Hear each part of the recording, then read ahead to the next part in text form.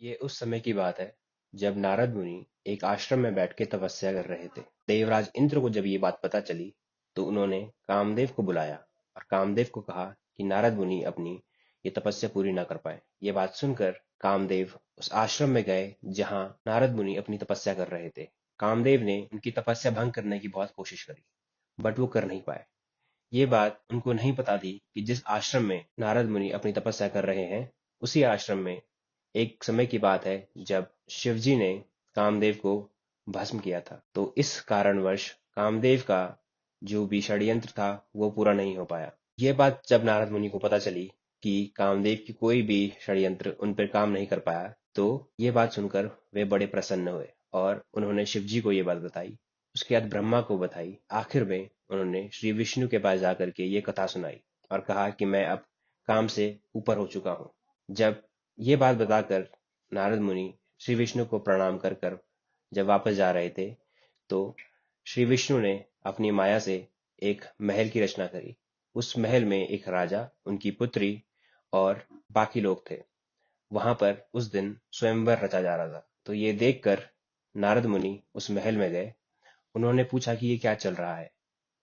वहां पता चला कि राजा ने अपनी बेटी का स्वयंवर रचा है। राजा नारद मुनि को आते देख उनको नमन करने उनके पास पहुंचे। उन्होंने अपनी बेटी को उनसे परिचित करवाया। नारद मुनि बड़े खुश होकर वहां से चले गए।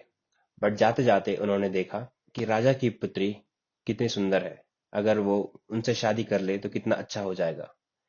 तो ये बात सोचकर, मनी मन में सोचकर, वह श्री विष्णु के पास गए और उन्हें कहा कि अगर मैं आपके जैसा दिखने लग जाऊं तो इस ब्रह्मांड में कोई भी ऐसा नहीं है जो मुझे अपनी पुत्री से विवाह ना करवा दे। तो श्री विष्णु ने उन्हें तथास्तु कह के उन्हें जाने दिया। परंतु नारद मुनि को ये नहीं पता था कि ये सब शिव जी की माया है। और जब वह जा रहे थे उसी समय उनका जो शरीर है वह एक वानर समान बन गया। परंतु नारद मुनि को ये बात नहीं पता थी।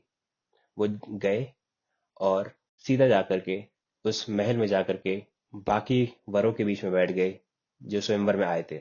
जैसे ही राजकुमारी ने नारद मुनि को देखा, नारद मुनि मन ही मन खुश हुए कि अब इनका विवाह मुझसे हो जाएगा।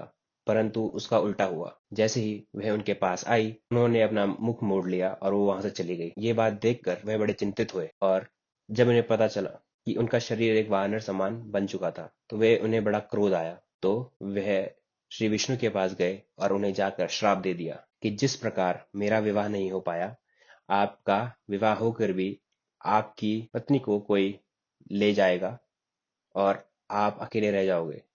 जिस प्रकार मुझे आपने वानर बनाया, तो वैसे ही एक वानर आपकी सहायता करेगा आपकी धर्मपत्नी को आपसे मिलवाने में।